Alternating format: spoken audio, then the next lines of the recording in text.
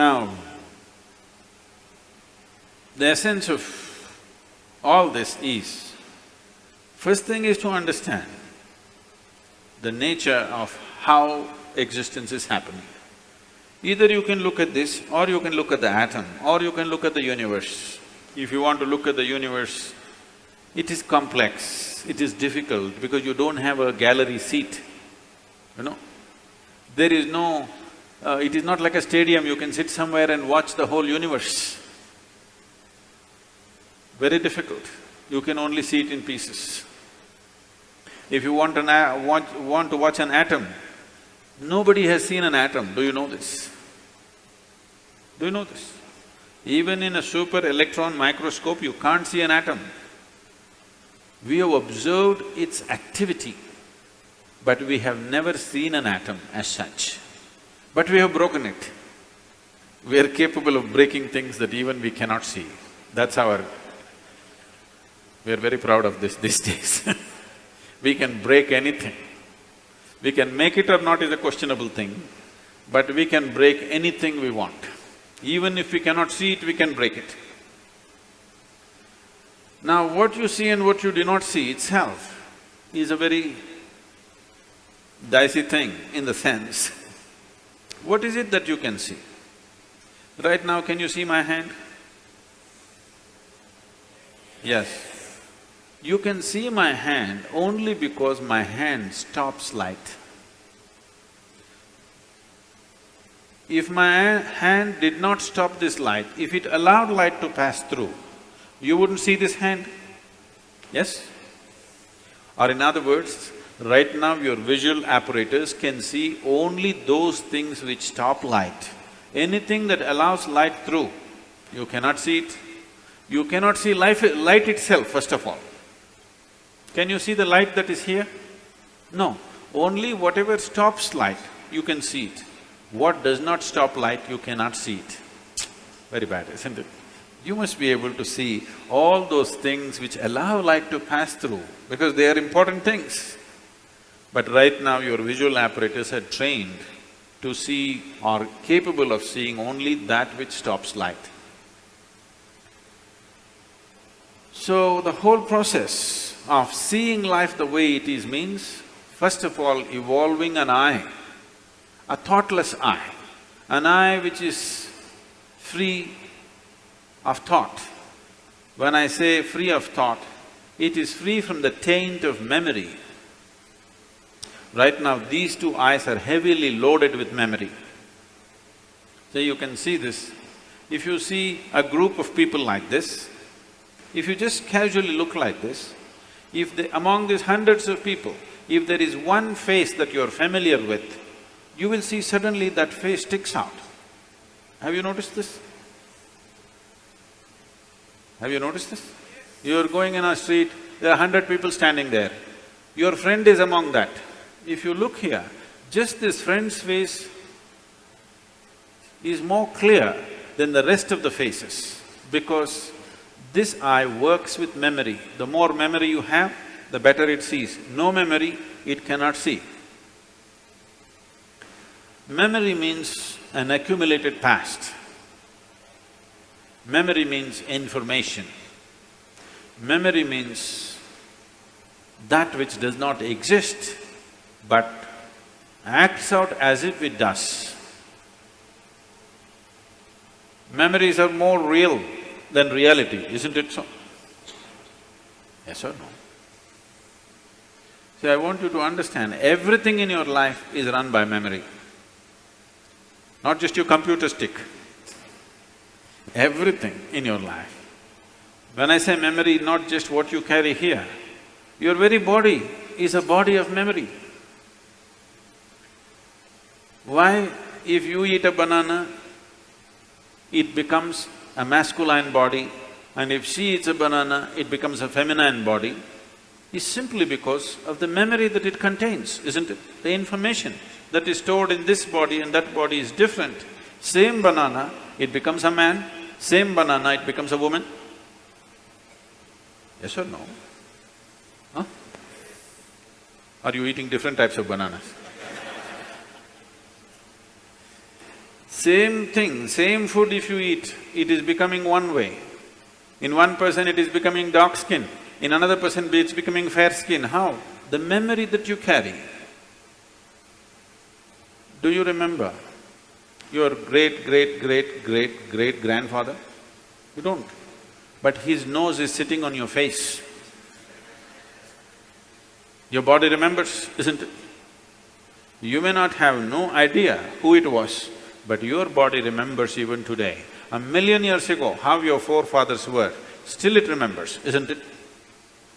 So what you call as my body is just a body of memory. And eyes are loaded with memory. An eye which is loaded with memory, an eye which is corrupted with memory, cannot see anything the way it is.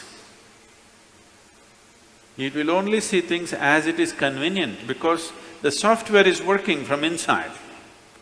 It will not allow you to see anything the way it is. This is what traditionally we are referring to as karma. It is there in your body, it is there in your energies, it is there in the way your chemical reactions happen, it is there in your brain, it is there in your mind, it is there in everything. In the very physical energy that you carry, there is memory, because you will see each person's energies behave differently from the other, simply because of the type of memory it carries. If you want to get rid of this, it's a long process, and if you get rid of this, dismantling of the personality and the body will happen.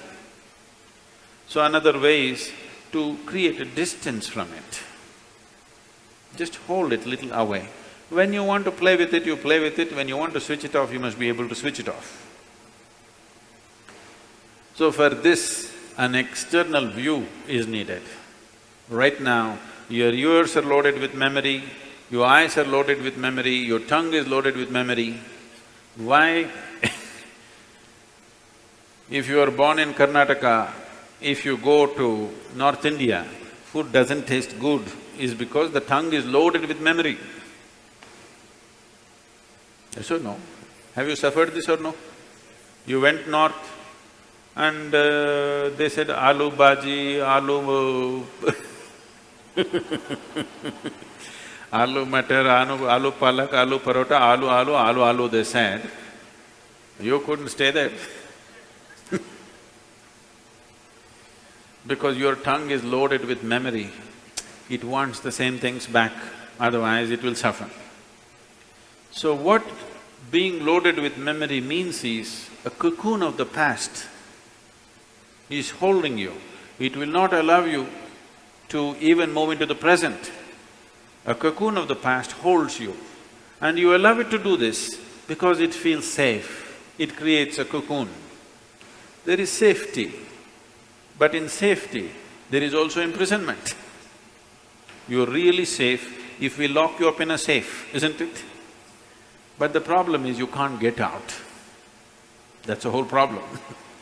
Walls that you build as self-protection, they also become the walls of self-imprisonment. That is the nature of life. If you lock yourself from inside or outside, it's the same thing. As long as you do not open the door, whether somebody locked you from outside or you locked yourself from inside, there is no difference. Anyway you're imprisoned, isn't it? At least somebody locked you from outside, you can at least complain and scream. You locked yourself from inside, you can only be depressed. You cannot even scream. At whom will you scream? So this process of what we are looking at is, the memory imprints itself on all levels, right up to the elemental level. From the 5 elements which function here, from just after that, memory's work starts. So when we utter the word karma, it is not one simple formula, or it's not, people are saying theory of karma. We are not talking about any theory. We are referring to a certain reality. Karma means memory. Action and memory. Past action exists only in the form of memory, isn't it so? Yes? Memory, not just what you carry here, every cell in the body carries its own memory. Why one atom behaves differently from another atom? Though the same ingredients is, it has a memory. A hydrogen atom has one kind of memory, oxygen atom has another kind of memory. Unless you mix them up, they will continue to behave like that. It is in a small circle, you are in a little larger circle, the universe is in a much larger circle, but the same memory rules all of it. So when we said karma, we are not talking about some concept or philosophy, we are referring to a certain reality which is finding manifestation as who you are. The very shape of your body is because of memory. If a bird eats a mango, it becomes a bird. If a worm eats a mango, it becomes a worm. If you eat a mango, you become a human being. Same mango, how many things it's doing, depending upon what kind of memory it carries, isn't it? What you call as a seed, if you plant the same seed, if you plant a seed in the same soil, here you plant a mango tree, here you plant an apple tree in the same soil, this will only produce apples, this will only produce mangoes. I know there is a newspaper picture where a jackfruit is become bananas, that's different. Yes? You saw this? Are you all from Bangalore or Devanahalli?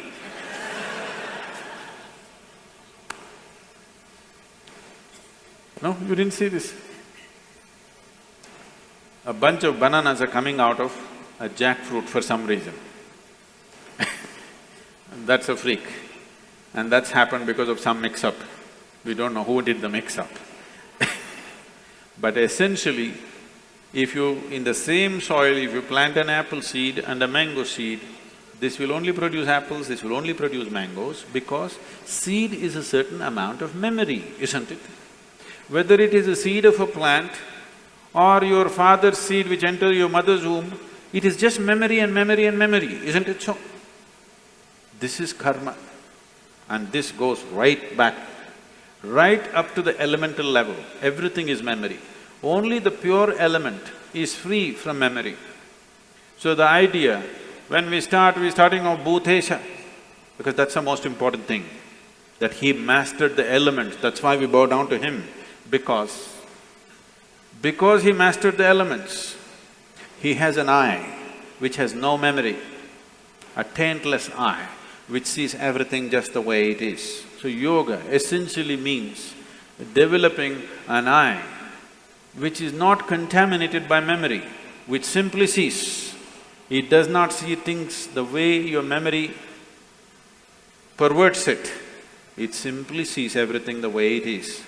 This eye will see those things which do not stop light. Right now, these two eyes can only see what stops light. If you start seeing something that does not stop light, that means another dimension of the eye is beginning to function.